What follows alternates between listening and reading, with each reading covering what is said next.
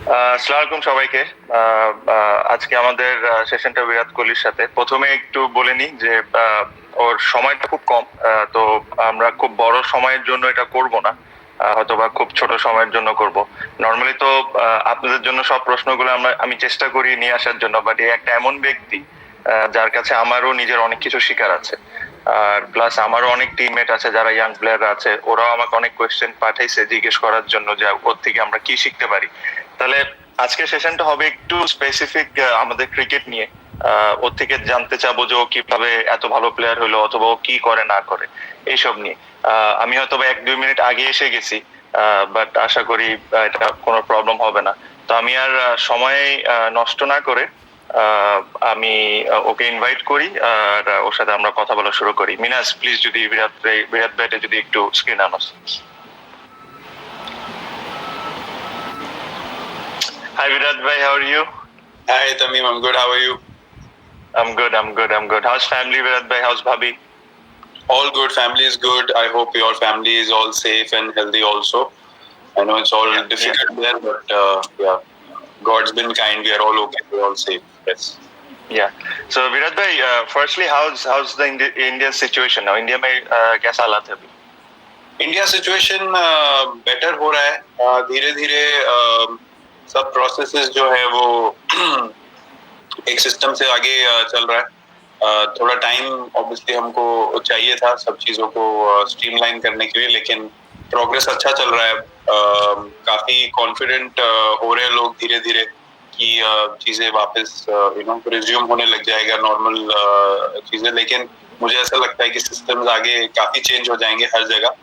तो हमें ये जो कंडीशन है, ये जो सिचुएशन है, उसके साथ रह के ही चलना पड़ेगा आगे। बट आई थिंक सबका एक स्लो प्रोसेस है जो हम लोग भी बहुत रिस्पेक्टफुली फॉलो कर रहे हैं, और बहुत जरूरी भी है, क्योंकि सिचुएशन ऐसा है कि हम लोग कोई भी इस चीज को लाइटली नहीं ले सकते। बट धीरे धीरे हमारा जो केसेस का रेशो है डबल होने का, वो भी धीरे धीरे इम्प्रूव हो रहा है। तो अच्छा ठीक चल रहा है अभी। उससे ज्यादा हम कुछ बोल नहीं सकते हैं इस टाइम पे, क्योंकि एवरी डे आपको देखना पड़ेगा कि सिचुएशन कैसा अनफोल्ड हो रहा है। But so far it's fine. Yes. Yeah, similar situation is in Bangladesh, Virat bhai, because you know that both the countries have daily earners. So the poor people are like they work daily and they earn daily. So even our government is doing their best, but they have to open some sectors to take care of the poor people. Otherwise, they will be less affected through corona, more through hunger. I agree. Even in India, I think for everyone the biggest challenge is that right now to take care of our migrant laborers, to take care of people who are not getting food and basic necessity on a daily basis. So now that permissions are coming back slowly, धीरे धीरे जो permission आ रहा है, जैसे उनको travel provide करने का जो इनके पास नहीं opportunity था, तो बहुत लोग आगे आ रहे हैं हेल्प करने के लिए। उसके साथ खाना भी भेजा जा रहा है, और हम लोग भी इसी प्रोसेस में है कि किसी तरीके से उनको हेल्प करी जा सके। और बस वही सबका फोकस वही है, क्योंकि आप अपनी सोसाइटी में एक भी अगर सेक्शन को देखते हैं सफर करते हुए, तो कुछ ना कुछ करके सबका अटेंशन उधर चला जाता है हेल्प करने के लिए। और आई थिंक हमारी कंट्रीज का, हमारी कम्युनिटीज का यही एक बहुत स्ट्रॉन्ग फैक्टर है, जो जहाँ भी लिखता है कि एक दूसरे की मदद करने सब लोग एक साथ आके उसको मदद करने के लिए जाते हैं। तो आई एग्री, दोनों कंट्रीज में ये फैक्टर बड़ा है, और उनकी वजह से ही हमारी स्ट्रेंथ बनी रहती है कंट्री की। तो उनका हेल्प करना बहुत जरूरी है। I agree. Yes, Virat bhai, you're absolutely right. So Virat bhai, so I told you this. I've been doing this show just to entertain people for and a half an hour, 20 minutes, whatever, just to keep them happy, because nothing more can do at the moment. We are not playing. They can't see us on TV. So this is the reason I've been doing this, and you have been very kind enough to agreeing to my proposal, and thank you very much. No problem. That's the least I can do. इतना हम लोग खेलते हैं आपस में, कभी ऐसा मौका मिलता नहीं है बैठ के बात करने का इतना लेंथ में, और अभी ऐसे टाइम पे कर रहे हैं जहाँ पे और लोग भी सुन सकते हैं। तो अच्छा है। It's always nice to talk and share. Thank you, Virat bhai. So Virat bhai, I have got a lot of questions, especially from all my teammates and from me as well. So they all want to know something about you, all cricketing related. So I'll start with I saw you first in 2009 in Sri Lanka when you played your first game, and then in next 2-3 years you looked totally a different batsman. What did you do in those 2-3 years that changed you completely as a batsman? I think when you come to international cricket, जब आप खेलने आते हो और सबके अंदर doubt होता है कि कैसे करियर बनाएंगे, कैसे आगे जाएंगे. मेरे साथ क्या हुआ कि मैं एक सीरीज खेलने के बाद मैं टीम से बाहर हो गया था कुछ टाइम के लिए. बट 2009 ट्रॉफी में मुझे कमबैक एक अपॉर्चुनिटी मिला. तो उसमें 2-3 मैचेस थे जिसमें मैंने अच्छा किया. एक मैच में मुझे मैन ऑफ द मैच मिला. वहां से थोड़ा कॉन्फिडेंस बिल्ड होना शुरू हुआ. बट जब फर्स्ट सेंचुरी बनी श्रीलंका के अगेंस्ट इंटरनेशनल क्रिकेट में, तो वहां से मुझे फील होना शुरू हो गया कि I can do this for a long time. मैं ये लंबे समय तक मैं इंडियन टीम के लिए खेल सकता हूँ, क्योंकि नंबर 3 पे एज ए यंगस्टर आप जब आके परफॉर्म करते हो तो, और प्रेशर मैच में चेजिंग सिचुएशन में, तो ये मैच सिचुएशन में ही परफॉर्मेंस करके चेंज हो सकता है आपका माइंडसेट. लेकिन वो परफॉर्मेंस करने के लिए भी आपका एक प्रिपरेशन जरूरी होता है, आपका एक माइंडसेट जरूरी होता है कि अगर एज ए यंगस्टर भी मैं जा रहा हूँ मैच में, जो आजकल भी जो हमारी टीम में भी यंगस्टर हैं, उनसे मैं यही बात करता हूँ रेगुलरली कि ये मैटर नहीं करता है कि सामने वाले प्लेयर ने 150 मैच खेला है, 200 मैच खेला है. अगर आपका माइंडसेट उस दिन पे अच्छा है तो आप उससे अच्छा परफॉर्म कर सकते हो. आप मैच जिता सकते हो, चाहे आपका वो दूसरा मैच है या थर्ड मैच है, उससे फर्क नहीं पड़ता है. तो ये मैं हमेशा से सोचता. अगर मोर एक्सपीरियंस प्लेयर आउट हो गए तो मैं ऐसा नहीं फील करता था कि अब मुझसे कैसे होगा. मैं उसको अपॉर्चुनिटी देखता था कि अगर वो नहीं कर पाया और मुझे कॉन्फिडेंस है तो मैं कर सकता हूँ. तो आई थिंक अपनी एबिलिटी में एक कॉन्फिडेंस रखना बहुत जरूरी होता है. और आप किसी भी सिचुएशन को डिफरेंट वे में देख सकते हैं. अगर दूसरे लोग उसको नहीं देख पा रहे पॉजिटिवली और आप देख पा रहे, तो आपका परफॉर्मेंस डिफरेंट होगा, आप मैच जिता सकते हो. तो ये चीज जो कि मैं रेगुलरली प्रैक्टिस करता रहा. और वहां से फिर क्योंकि आपका एटीट्यूड सही होगा गेम की तरफ, तो गेम आपको रिजल्ट देगा. तो मेरा सिंपल प्रोसेस था, मैं जाऊंगा और मैं टीम के लिए खेलूंगा, कुछ भी हो जाए, और जिताने की कोशिश करूंगा. उसमें परफॉर्मेंस होता रहेगा अपने आप, अच्छी बात है, बट टीम को जिताना मेरा मेन एम रहता था हमेशा से. सही बात है. Thank you, Virat. That means a lot. The next question is from me. I want to know this. Okay. So when I saw you first, your stance was like you used to stand still and then play your shots. Now you're a bit different. Now you do the back and forward thing. Okay. But I am very still. So a lot of coaches have spoken to me about this. Some have advised me to try back and across thing, but I've never been that comfortable. I wanted to know, why did you change from standing still and then going back and across now? I mean, I changed because मुझे ऐसा लगा कि, and it's a very personal thing, I felt like I wanted to play all over the ground. और उसके लिए I felt कि जो static position में खड़ा होना stance में, मुझे ऐसा लग रहा था कहीं ना कहीं it was making my options limited. कि एक तरीके से ही मैं गेम को खेल पा रहा था. बट जब बैक एंड अक्रॉस, मेरा बेसिक अंडरस्टैंडिंग बैटिंग का हमेशा ये रहा है कि जब तक आपका हिप्स बेस्ट पोजीशन में है मूव करने के लिए, आप कोई भी पोजीशन में आके अपना फीट मूव करके शॉट एग्जीक्यूट कर सकते हो. तो मुझे ऐसा लगा कि स्टैटिक पोजीशन में मेरे स्टाइल ऑफ प्ले के लिए वो नहीं काम कर रहा था. बट बहुत लोगों के लिए काम करता है. सचिन तेंदुलकर बिल्कुल स्टैटिक होके खेलते थे, उनको कभी कोई प्रॉब्लम नहीं हुआ. उनका हैंड आई कोऑर्डिनेशन टेक्निक बहुत सुपीरियर था. तो मुझे अपनी गेम के हिसाब से थोड़े थोड़े चेंजेस लाने पड़े और थोड़ी थोड़ी चीजें ट्राई करनी पड़ी डिफरेंट टाइम पे.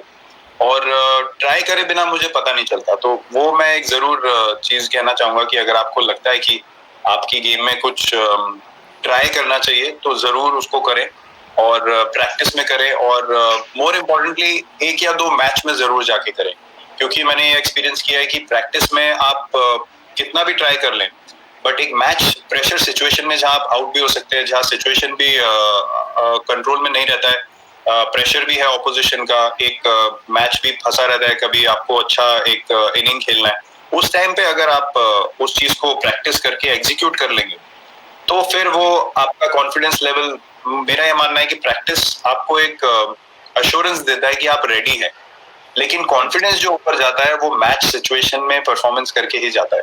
और जो चेंजेस हैं अपनी बैटिंग में वो भी मैं ये करता हूँ कि आप अगर मैच में एक बार दो बार ट्राई करोगे और वो अगर ओपन्स अप, अगर उसमें परफॉर्मेंस हो गया तो आपका एक नया एक ऑप्शन खुल जाएगा बैटिंग। तो ये मैंने खुद एक्सपीरियंस किया। सही बात। So Virat bhai, when you did it for the first time in the game, did it feel uncomfortable or did you feel uncomfortable in the first time when you did it? Actually मुझे जो जो बताने वाले लोग थे मेरे को trust रहता था कि अगर कोई सामने से देख के बोल रहा है कि आप ये करोगे तो ऑप्शंस खुल जाएंगे, तो मुझे रहता था कि यार एक बार करके देखते हैं, लेट्स सी व्हाट हैपेंस। तो उसमें लकीली ऐसा हुआ कि पहले एक दो बार में एकदम ऐसे शॉट्स लगने शुरू हो गए जो पहले मैं नहीं सोच सकता था कि एग्जीक्यूट होंगे। तो फिर आपका बिलीफ बढ़ जाता है कि नहीं, एक तरीके से नहीं खेलना है, आपको हमेशा अपना जो दिमाग खुला रखना है, चीजों को समझना है, चीजों को सीखना है। और एक तरीके से अगर आप बोलेंगे कि मैं बहुत देखता हूँ कई प्लेयर्स का माइंडसेट ऐसा होता है कि नहीं मैं तो ऐसे ही खेलता हूँ, लेकिन थोड़े टाइम में अगर ऑपोजिशन आपको फिगर आउट कर लेगी तो आपको गेम से आगे बढ़ते रहना पड़ेगा। तो वैसे ही आप कंसिस्टेंटली परफॉर्म कर सकते हैं। तो मेरा ये मानना है कि आपको ओपन रहना चाहिए, आपको किसी भी बैट्समैन को ओपन रहना चाहिए चेंज के लिए, पॉजिटिव चेंज के लिए। आप करके जरूर देखो, अगर नहीं काम करता है तो आप वापस बोल सकते हो कि नहीं, आई थिंक मैं अपने तरीके से I want to carry forward. But अगर if it works then you understand कि जो भी टीम एनवायरनमेंट में है, जो कोचेस है, जो भी है, वो सब आपके भले के लिए बोल रहा है, आपके फायदे के लिए बोल रहा है ताकि टीम को फायदा हो सके। तो आई थिंक वो एक अच्छी बात हो जाती है कि सामने किसी ने बोला यार चलो करके देखते हैं। सही बात है। Okay. So Virat bhai, the next question is how big you are on preparation. Like, do you like to hit a lot of balls? I've spoken to few of your teammates. I've got different reaction from others. So I wanted to know from you that are you big on preparation? Do you hit a lot of balls in training? Depends. I mean, अगर I feel बहुत different तरीके से, मेरा एक set pattern नहीं है preparation का। The only set pattern I have is with fitness and my diet, क्योंकि वो एक चीज है जो कभी भी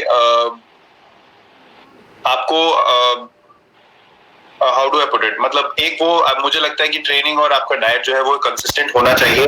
क्योंकि अगर आपकी बॉडी बेस्ट शेप में है और आप मेंटली अच्छा फील कर रहे हो, बॉडी में कोई प्रॉब्लम्स नहीं है, स्टिफनेस नहीं है, तो you can go out and you can be at your best every time. But batting में मुझे ऐसा लगता है कि जब आपको कॉन्फिडेंस नहीं आ रहा है, जब इतना अच्छा बॉल कनेक्ट नहीं हो रहा है, तो ज्यादा बैटिंग करने को और अपने से दिल करता है कि यार मुझे और सेशन करना है। मुझे until you get that one session जहाँ पे आपको पता होता है कि यार आज परफेक्ट बैटिंग हुआ है, जब मुझे वो सेशन मिल जाता है उसके बाद मैं नेट्स में 7 या 8 मिनट, मैक्स 10 मिनट से ज्यादा मैं नहीं रुकता हूँ। थ्रो डाउन जो अभी अपना साइड आर्म सबके पास आ गया है, 10 मिनट प्रैक्टिस करता हूँ मैं, and then I go away. Because होता क्या, जब आप अच्छी बैटिंग कर रहे होते हैं, अगर आप if you over do it, उसमें बैड हैबिट्स क्रिएट हो जाती है। क्योंकि आपको लगता है कोई भी शॉट लग रहा है तो आप कुछ भी शॉट मारने लगते हैं, उसमें बॉडी शेप जाता है, कुछ शॉट खराब होते हैं, फ्रस्ट्रेशन बढ़ता है, आप और खेलते हैं और खराब होता है। तो जितना आपने बिल्डअप किया है वो सारा एकदम एक ही टाइम में नीचे आ सकता है। तो वो एक से अवेयरनेस होना बहुत जरूरी है एज ए बैट्समैन। वो हमेशा सबको पता होता है कि ये सेशन में परफेक्ट हो गया है, तो नेट से बाहर आना भी एक स्किल है कि मुझे कब नेट से बाहर निकलना है, क्योंकि वो 10-15 मिनट मुश्किल हो सकते हैं। सही बात है। I think everybody is different. Like in our team, where I only bat for 10-15 minutes, but I batted in very high intensity. And where the other side of, if you think about Mushfiq, he goes for an hour and an hour. So I think it depends on individual as well what you get out on the net. Agree. It's a very individual thing. If you talk about Pujara, he will bat for 3 hours. You know, सबकी batting कर लेगा वो। तो वैसा सबको अपना अपना confidence create करने का एक टेम्पलेट है।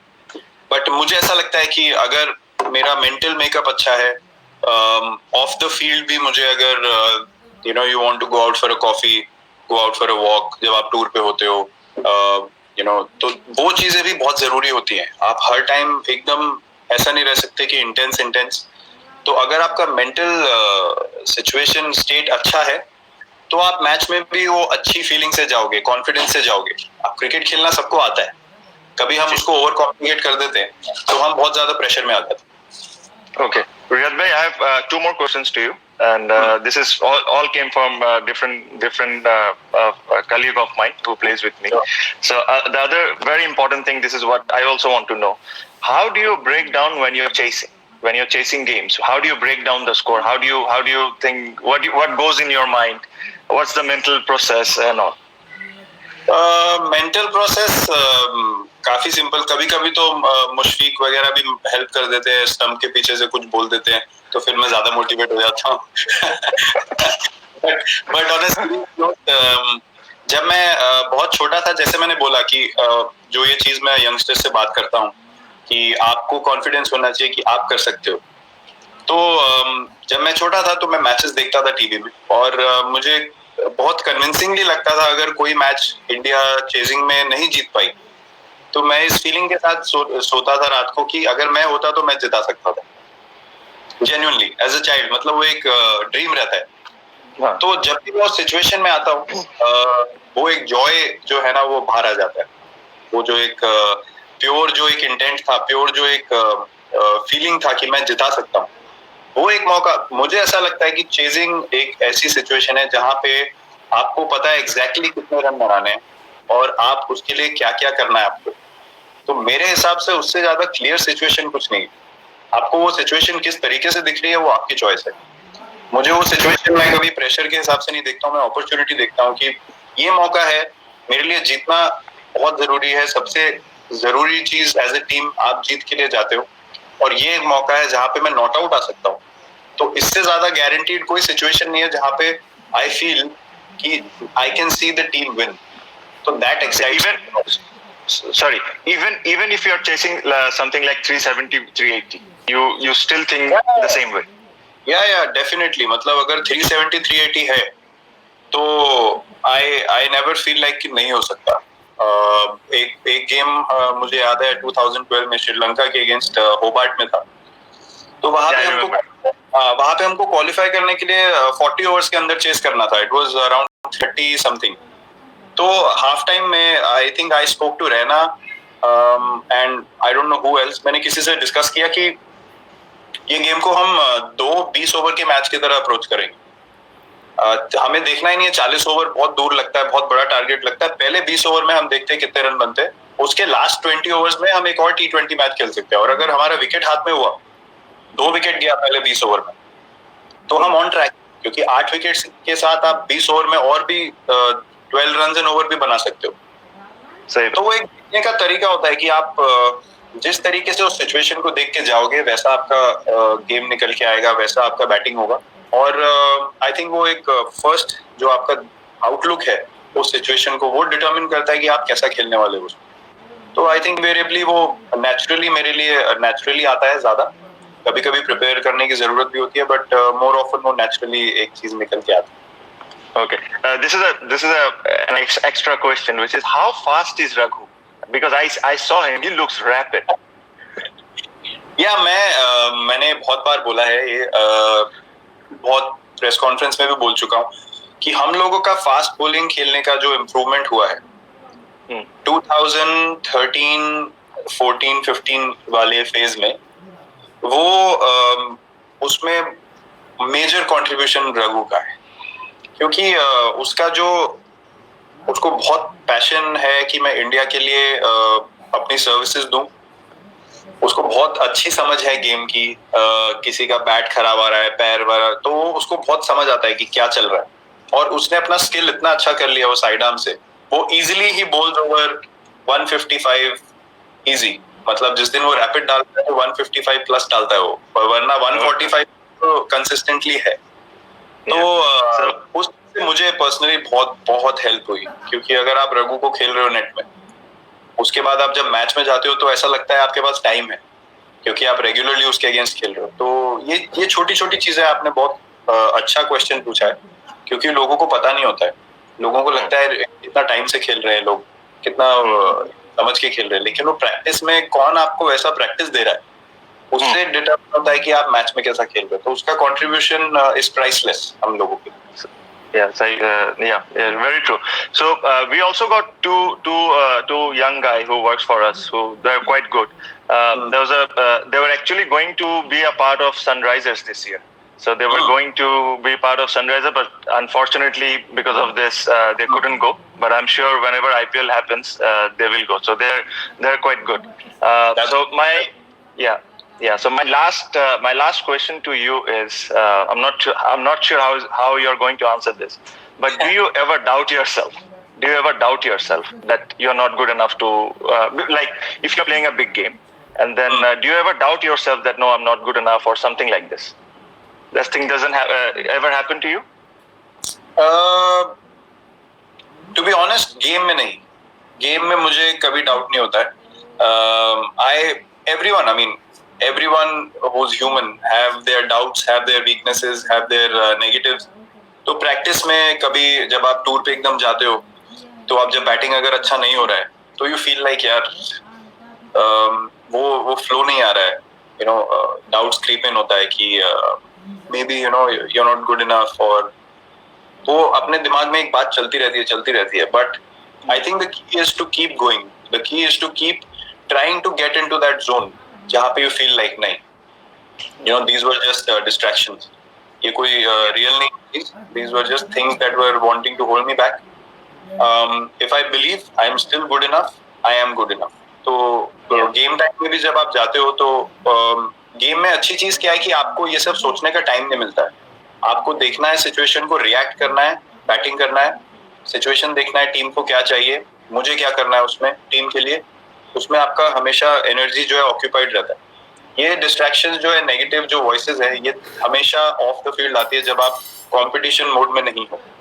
तो मेरा पर्सनल एक्सपीरियंस है, मैं बोल सकता हूँ कि एक ही चीज अपने आप को बोलना है कि नहीं, I am good enough and I will go into the nets, work even harder till I get my flow.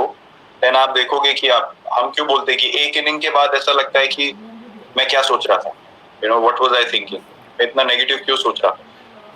तो जो वॉइसेस है वो दोज आर नेवर रियल, वो सिर्फ एक डिस्ट्रैक्शन। तो we have to believe that it will, you know, pass away slowly, but our job is to be positive all the time. Okay, thank you, Virat bhai. I just wanted to say one thing to you. Virat bhai, there were times where we honestly look up to different athletes from different sports regarding regarding fitness, how fit they are, how disciplined they are. But now I can proudly tell that we have our own in our cricketing family, which is you. So thank you very much for entertaining us. It was lovely talking to you, and thank you very much for joining me. Thank you so much. That's very sweet of you, and I hope people feel better. Situation जल्द से जल्द अच्छा हो जाए और हम लोग फिर खेलें, फिर मिलें और लोग भी enjoy करें क्रिकेट फिर से। But firstly, situation सबका better हो जाए, मैं यही pray करता हूँ सबके लिए। Thank you very much. Take care. Virat bhai, Eid is coming. If you could like to wish the Bangladeshi people Eid Mubarak. Yes, I would like to wish everyone a very happy Eid Mubarak. अपनी family के साथ obviously सब लोग time spend कर रहे हैं, enjoy करो। ये टाइम भी जो है वो एक यादगार टाइम रहना चाहिए सबकी फैमिलीज के साथ जो है। और आई रियली होप कि सब एक स्माइल के साथ, एक खुशी के साथ इस ईद को भी बनाए डिस्पाइट ऑल द चैलेंजेस। और एज आई सेड, होपफुली चीजें सब अच्छी हो जाए, सब लोग प्रे करेंगे, ऑब्वियसली हम सब प्रे करेंगे साथ में।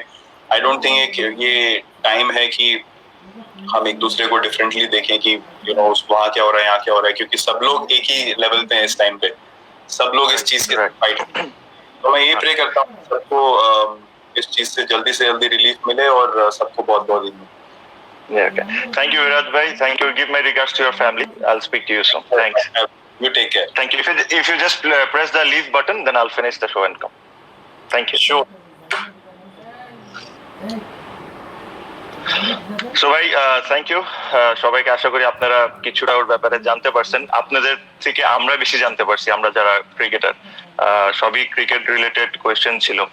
আমাকে আমার টিমমেট অনেকেই বলেছে যে এইসব কোয়েশ্চেন করতে, বাট খুব বড় শো করতে পারিনি, আমাদের মাথায় এটাও রাখতে হবে যে তার অন্য কমিটমেন্টও থাকে।